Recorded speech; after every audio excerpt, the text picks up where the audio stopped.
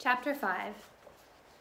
There were 6 large gray tents, and each one had a black letter on it, A, B, C, D, E, or F. The first 5 tents were for the campers. The counselors slept in F. Stanley was assigned to D tent. Mr. Pendanski was his counselor. "My name is easy to remember," said Mr. Pendanski as he shook hands with Stanley just outside the tent. 3 easy words: pen, dance, keep. Mr. Sir returned to the office. Mr. Pendanski was younger than Mr. Sir and not nearly as scary looking.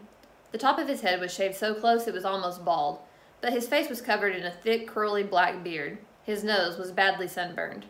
"Mr. Sir isn't really so bad," said Mr. Pendanski. "He's just been in a bad mood ever since he quit smoking.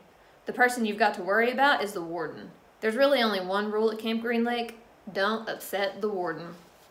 Stanley nodded as if he understood. "I want you to know, Stanley, that I respect you," Mr. Pendanski said. "I understand you've made some bad mistakes in your life. Otherwise, you wouldn't be here. But everyone makes mistakes. You may have done some bad things, but that doesn't mean you're a bad kid." Stanley nodded. It seemed pointless to try and tell his counselor that he was innocent. He figured that everyone probably said that. He didn't want Mr. Pendanski to think he had a bad attitude.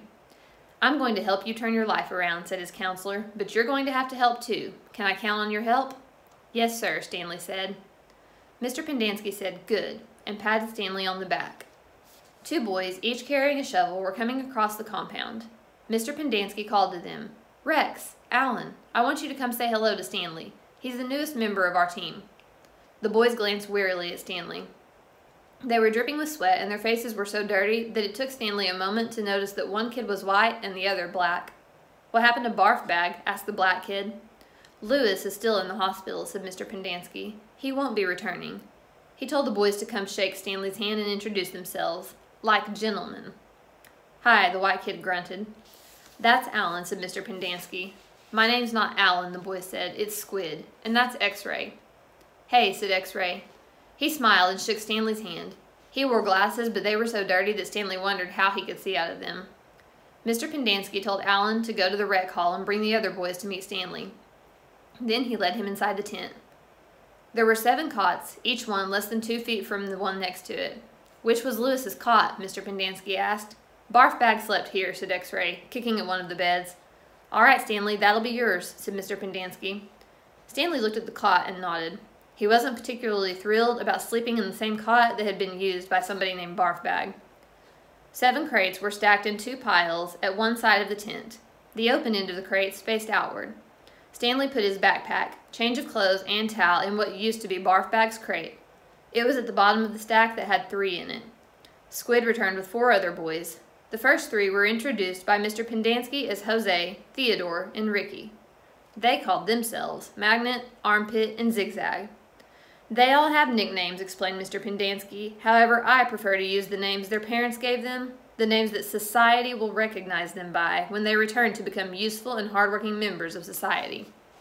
"It ain't just a nickname," X-Ray told Mr. Pendanski. He tapped the rim of his glasses. "I can see inside you, Mom. You've got a big, fat heart." The last boy either didn't have a real name, or else he didn't have a nickname. Both Mr. Pendanski and X-Ray called him Zero. "You know why his name's Zero?" asked Mr. Pendanski. "Because there's nothing inside his head." He smiled and playfully shook Zero's shoulder. Zero said nothing. "And that's Mom," a boy said. Mr. Pendanski smiled at him. "If it makes you feel better to call me Mom, Theodore, go ahead and call me Mom." He turned to Stanley. "If you have questions, Theodore will help you. You got that, Theodore? I'm depending on you." Theodore spit a thin line of saliva between his teeth, causing some of the other boys to complain about the need to keep their home sanitary. "You were all new here once," said Mr. Pendanski, "and you all know what it feels like. I'm counting on every one of you to help Stanley." Stanley looked at the ground. Mr. Pendanski left the tent, and soon the other boys began to file out as well, taking their towels and change of clothes with them. Stanley was relieved to be left alone, but he was so thirsty he felt as if he would die if he didn't get something to drink soon. "Hey, Theodore," he said, going after him, "do you know where I can fill my canteen?"